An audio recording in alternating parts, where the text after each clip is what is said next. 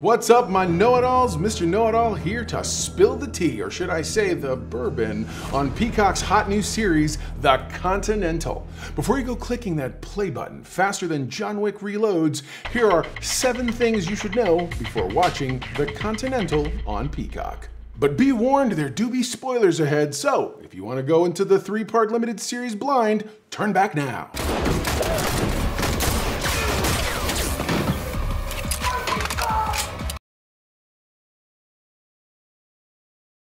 That's right, the show takes place in an alternate history 1970s and features an entire literal murder's row of new characters. When asked about what the series is going to be about specifically, executive producer Basil Iwankic said this: "The 4 Wick films take place over a 3-month span. John is either chasing or being chased. There's been no time to take a breath to allow the audience to dig deeper into the world and its denizens. In our show, The Continental, we finally have space to explore these characters, how they became who they are, and how the Continental became the epicenter of this world. Combine that with introducing new characters that are as compelling as any in the John Wick universe, action that's crazy cool, and inventive Easter eggs that will excite the hardcore Wick fans, and what I love most, a vision of 70s New York that embodies the sexiness, edginess, and visceral style that the franchise is known for. This show will look, sound, smell cooler than any show out there." Smell, huh? Okay.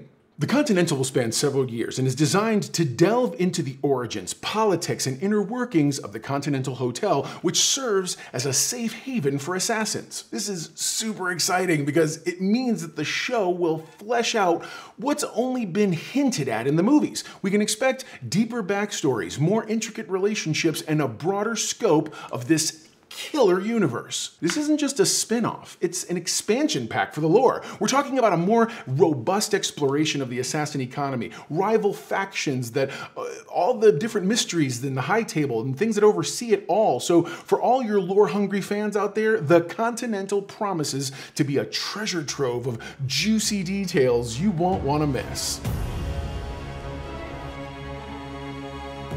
The series isn't just a shallow dive, it's going deep into how Winston became the suave hotelier he is. Plus, the series introduces new characters who will be just as compelling as your favorite Wickverse people, like Winston's brother, Frankie, who's apparently starting the show off with a bang by stealing from the Continental Hotel. Seriously, bro? This is huge for a couple of reasons. First, we're getting a deeper look into the lineage and family dynamics of Winston, who's essentially the concierge godfather of this underworld. And hey, if you're anything like me, you've been wondering how Winston became, well, Winston. Now, let's dive into Frankie, portrayed by Ben Robeson of Vikings fame. He's not just there for some siblings banter, he's kickstarting the plot by nabbing a mysterious box from the Continental, serving as a MacGuffin for the series. If you're not up on your film lingo, a MacGuffin is a plot device that drives the action, even if its actual importance is secondary. Basically, Frankie's theft sets off a chain of events that has everyone in the hotel, and likely some powerful people beyond it, buzzing. And let's not forget, this theft leads to an action-packed showdown on a winding staircase featuring a little cat and mouse with armed security guards. We also know that Frankie's character was put through rigorous training to prep for these action sequences, so expect him to be a multi-layered addition to the franchise, with plenty of his own badassery to showcase. He's not just Winston's brother, he's a force to be reckoned with in his own right. If you're curious how he fits into this underworld hierarchy, or how he impacts Winston's future, The Continental is your ticket to those answers. One thing you have to look forward to in The Continental is the collaboration between the show's directors and its action director. You've got Hughes overseeing the series as the director, and Larnell Stovall shaking things up as the action maestro. Now, the unique thing here is their baton handoff style of directing. Hughes, he sets up the emotional tone and atmosphere. Stovall swoops in and choreographs the bullets and the fists flying, and then Hughes caps it all off. Stovall comes with his own cred too, working at 8711, a company founded by John Wick's own Chad Stahelski and Bullet Train's David Leitch. These guys are specialists in making action look like a ballet of controlled chaos. The pressure was definitely on for Stovall, especially considering the high standards set by the John Wick films. He was fully aware that the first big action sequence they deliver could set the tone for audience expectations moving forward. Hughes and Stovall have this creative tension going on to avoid action fatigue, ensuring that the series doesn't turn into a never-ending fight scene. That loses its impact.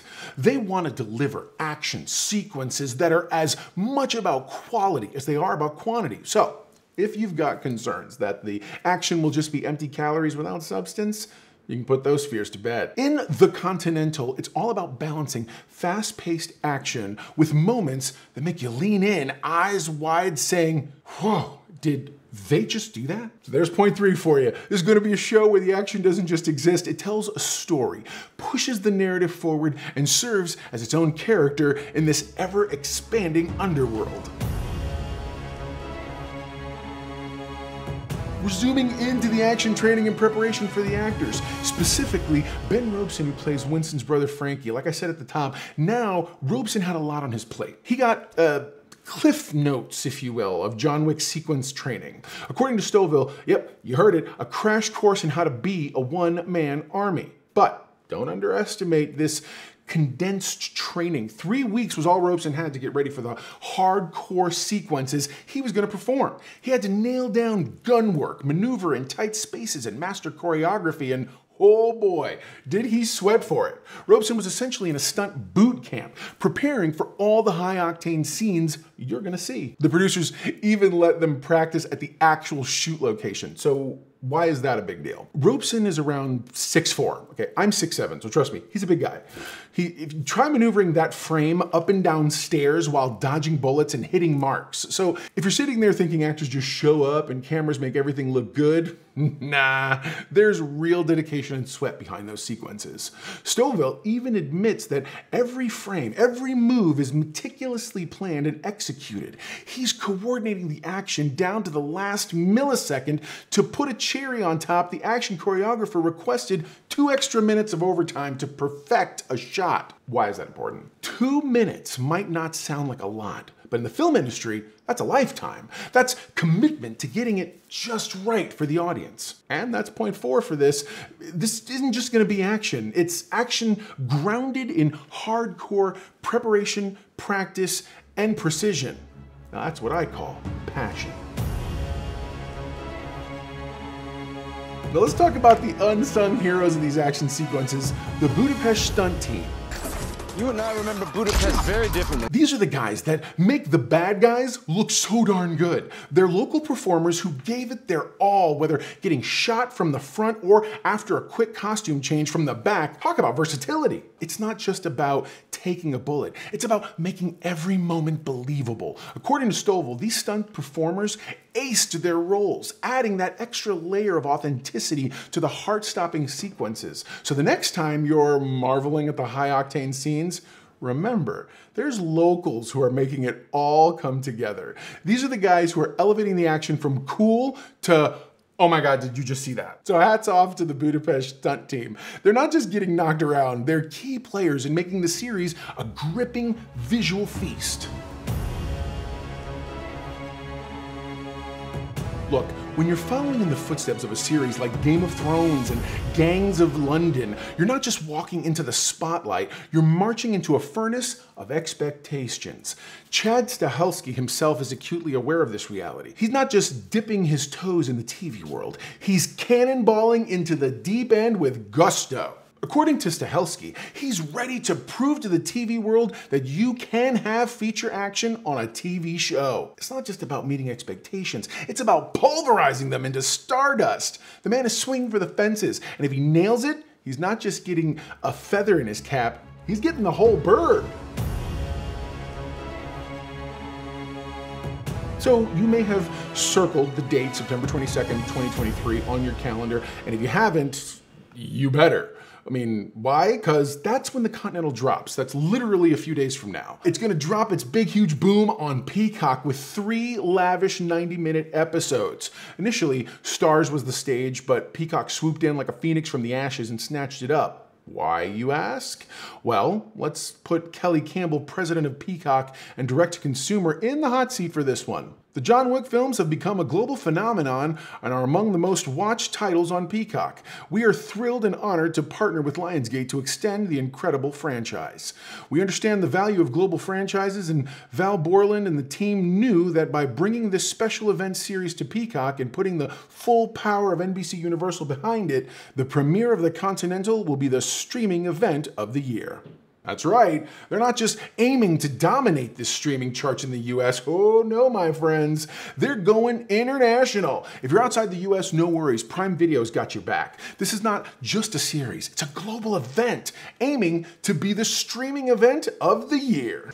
So there you go, now you know, and if knowing is half the battle, you are halfway to being a know-it-all yourself. Don't forget to like, subscribe to the video, it really helps the channel grow, but comment below, tell me, are you excited for the Continental? I know I am. Gonna be looking forward to talking about that with you guys, so make sure that you are here, absolutely, do not miss it. Right after you watch the show, come on back to the channel here, be a part of the Know-It-All Nation, because we're gonna get talking about the Continental. All right guys, until next time, never forget, everyone loves a know-it-all.